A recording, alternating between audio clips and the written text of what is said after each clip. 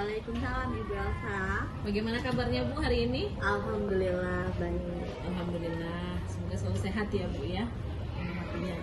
Bu, seperti yang sudah kita sepakati sebelumnya bahwa hari ini kita akan mengadakan percakapan pra observasi kelas ya Bu. Sebelum nanti saya akan berkunjung ke kelas Bu Suci untuk melakukan pengamatan. Siap Ibu Elsa. Nah sebelumnya Bu, bisa tidak Ibu ceritakan apa sih tujuan pembelajaran untuk pembelajaran kali ini Bu? Baik Bu Elsa. Sebelumnya dalam rancangan pembelajaran yang akan saya lakukan ada 3 tujuan yang akan terdapat dalam kegiatan pembelajaran saya, yaitu yang pertama, peserta didik mampu menyebutkan kalimat imperatif dan kalimat persuasif. Yang kedua, peserta didik mampu menganalisis perbedaan kalimat imperatif dan kalimat persuasif. Dan yang ketiga atau yang terakhir adalah peserta didik mampu membuat iklan menggunakan kalimat imperatif dan kalimat persuasif. Oke, baik. Berarti ada 3 tujuan pembelajaran yang ingin Ibu capai ya dalam pertemuan ini. Yang pertama menyebutkan, kemudian tadi ada menganalisis, dan yang terakhir membuat iklan ya Bu ya. Iklan. Nah, untuk area pengembangan nih Bu, kira-kira untuk pembelajaran ini area pengembangannya apa saja nih Bu? Area pengembangannya yang akan dilakukan adalah yang pertama dari segi pengetahuan. Pada kegiatan ini, murid akan menganalisis perbedaan kalimat imperatif dan kalimat persuasif dalam iklan, slogan, dan poster. Kemudian yang kedua, area keterampilan, yaitu ketika murid berlatih menulis teks iklan, slogan, dan poster yang terdapat kalimat imperatif dan persuasif. Oh begitu, berarti ada 2 pengembangan ya Bu ya, pengetahuan dan keterampilan. Jadi anak-anak berlatih dulu membedakan, baru nanti mereka menuliskan ya dalam bentuk praktik. Nah, boleh Bu Suci mungkin bisa diceritakan untuk strategi pembelajaran Ibu dalam kegiatan nanti apa saja, mungkin bisa dari strateginya, kemudian metode maupun modelnya. Untuk strategi, saya menggunakan pembelajaran berdiferensiasi untuk mengakomodir kesiapan belajar murid yang berbeda. Kemudian model pembelajaran yang saya gunakan adalah model PBL, model diskusi kelompok. Jadi ada 3 tadi Bu ya, ada strategi dengan pembelajaran berdiferensiasi, model juga PBL, kemudian dengan diskusi kelompok tadi. Luar biasa nih Bu, semoga nanti kegiatannya benar-benar bisa menarik dan inspiratif tentunya Bu ya. Nah kemudian Bu, untuk media ajar nih, apa saja media yang Ibu gunakan mungkin dalam pembelajaran nanti? Media yang saya gunakan, yang pertama contoh teks iklan, kemudian biasanya PowerPoint atau PTT untuk penjelasan materi, laptop, proyektor, dan yang tentunya LKPD untuk berlatih siswa melatih keterampilan. Iya, berarti cukup banyak nanti Bu ya media yang akan digunakan, termasuk yang paling penting tadi LKPD ya. Iya. Nah, rencananya kapan nih Bu Ibu akan melakukan kegiatan pembelajaran ini? Rencananya akan saya lakukan pada hari Selasa, tanggal 17 Oktober di kelas 8A, jam pembelajaran 1, 2, dan 3. Jadi pagi. Baik, ada 3 jam ya Bu ya, Iya. 3 jam pelajaran. Baik Bu Suci, nanti saya izin untuk berkunjung ke kelas Bu Suci ya, untuk kegiatan pembelajaran itu. Saya berharap semoga kegiatan Ibu nanti berjalan lancar dan sesuai yang ingin dicapai gitu ya tujuan pembelajarannya. Terima kasih Bu Suci atas waktunya. Sama-sama Ibu Elsa.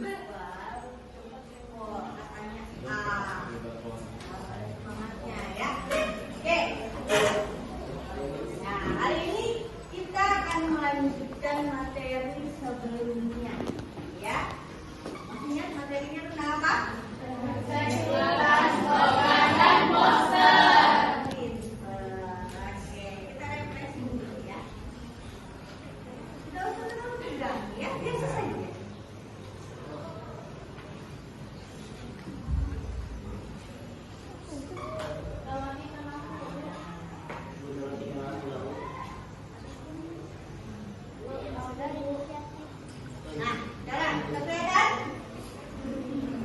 Ya, kita mengulang sedikit dan menyambut sedikit materi yang sudah kalian pelajari. Kelihatan kan? Ya. Dari yang kalian lihat di depan, ada 5 pertanyaan. Ya. Dengan materi kita sebelumnya dan materi yang akan kita pelajari selanjutnya. Ada 5, kita jawabnya kereman nggak apa-apa ya. Ya.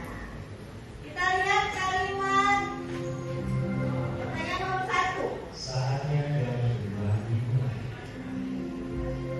Mari kita jaga lingkungan agar bersih. Kira-kira masuk kategori yang mana? Gimana kalau perwakilan kayak Nyonya Tawon? Angkat tangan. Ya, Jojo. Yang mana, Jo? Persuasi. Kalimat persuasi. Coba.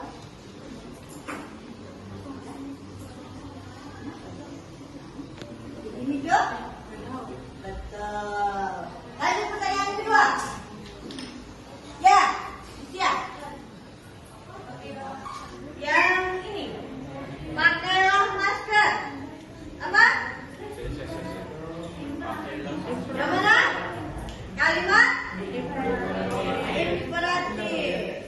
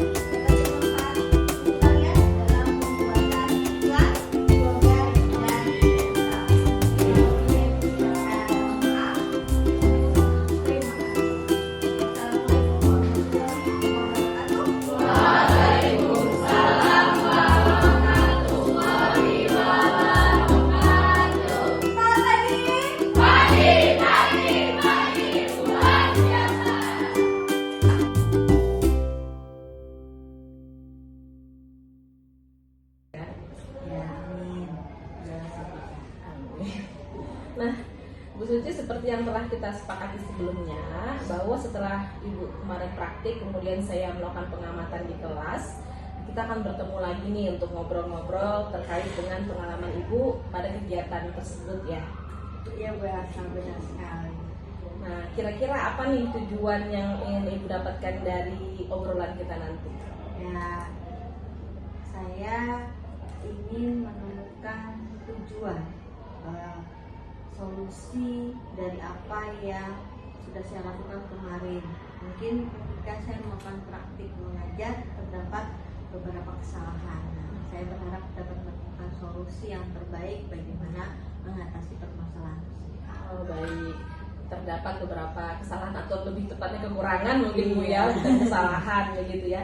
Jadi Ibu ingin menemukan solusi nih ya dari permasalahan ketika Ibu praktik mengajar kemarin.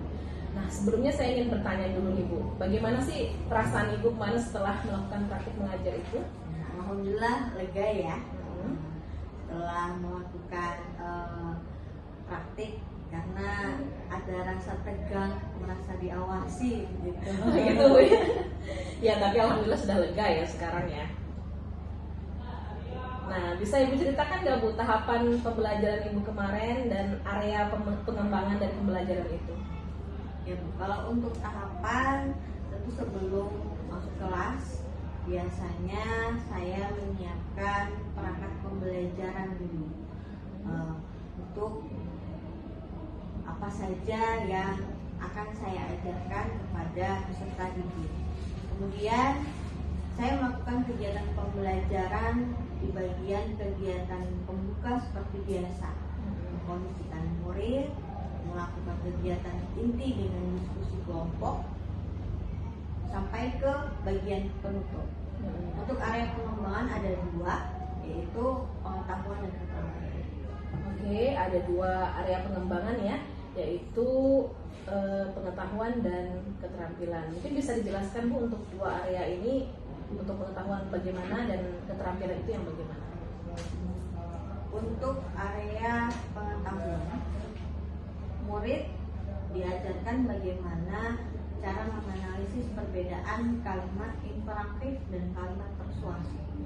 Kemudian untuk area keterampilan, murid diajarkan dan dibimbing bagaimana berlatih menulis iklan, slogan, poster yang mengandung kalimat imperatif dan persuasif. Oke, baik Bu Suci. Nah, tadi di awal Ibu ingin menemukan gitu ya solusi dari permasalahan dan pembelajaran kemarin. Bisa tidak Ibu ceritakan menurut Ibu hambatan atau kendala yang Ibu temukan pada pembelajaran itu apa saja gitu? Menurut pengamatan saya, dari kendala yang saya dapatkan ketika melakukan pembelajaran itu adalah tidak semua kelompok bisa mempresentasikan hasil atau produknya dengan baik. Kemudian ada beberapa anggota kelompok itu kurang aktif dalam kerjasama, dalam berdiskusi. Oh, seperti itu. Jadi karena terkendala waktu gitu tadi Bu ya, jadi tidak semua kelompok bisa mempresentasikan hasil produknya tadi. Kemudian ada beberapa kelompok yang Ibu rasa tidak aktif, seperti itu Bu ya. Nah, kalau misalnya kita boleh berhitung nih ya dari skala 1 sampai 10, menurut Ibu pembelajaran Ibu ini berada di skala yang nomor berapa gitu? Ya, kira-kira 7 lah. 7 ya? Iya. Oke, 7. Jadi pengennya di angka berapa nih? Ya, kalau bisa 9 atau 10, begitu kan maksimal. Kita selalu berusaha mendapatkan sesuatu yang maksimal ya. Apalagi untuk mengajar begitu ya. Iya. Nah, kira-kira nih, tadi Ibu sudah menemukan permasalahannya apa gitu Bu ya. Kira-kira untuk pembelajaran selanjutnya agar kegiatan serupa tidak terjadi lagi dan supaya sekaligus Ibu mendapatkan angka 10 ini, apa nih yang mau Ibu lakukan? Menurut saya mungkin ini ya, untuk metode presentasi kelompok agar waktunya tercukupi, kita bisa menggunakan metode kunjung karya saja. Jadi waktunya efektif, siswa tidak perlu menunggu kelompok lain selesai untuk presentasi. Untuk kelompok yang kurang aktif, saya mungkin akan melakukan proses pendampingan yang lebih intens untuk mengetahui permasalahan yang ada di dalam kelompok tersebut dibanding dengan kelompok yang lainnya. Mungkin seperti itu. Oke, Bu Suci. Berarti nanti Ibu akan mengubah metode presentasi kelompok ini dengan metode kunjung karya. Kalau kemarin kan saya lihat masing-masing kelompok bergantian Ya. gitu Bu ya. Jadi nanti tidak lagi menunggu ini selesai, jadi mereka bisa berputar seperti itu Bu ya kesimpulannya ya. Iya. Nah kemudian Ibu akan melakukan pendampingan khusus untuk kelompok yang kurang aktif, benar Bu? Iya. Iya. Nah kapan nih rencananya akan Ibu lakukan? Kemungkinan untuk pembelajaran selanjutnya di bab yang sama. Iya. Di kelas yang sama juga Bu? Iya. Oke. Nah kapan nih kita bisa bertemu lagi untuk ngobrol-ngobrol terkait kegiatan pembelajaran Ibu ini? Mungkin seminggu dari sekarang. Oke, seminggu dari sekarang Bu ya? Ya, siap Ibu Suci. Nanti saya tunggu info baik atau kabar baik dari Ibu. Dan mungkin terakhir nih Bu, dari obrolan kita ini apa yang bisa Ibu dapatkan, mungkin bisa Ibu sampaikan?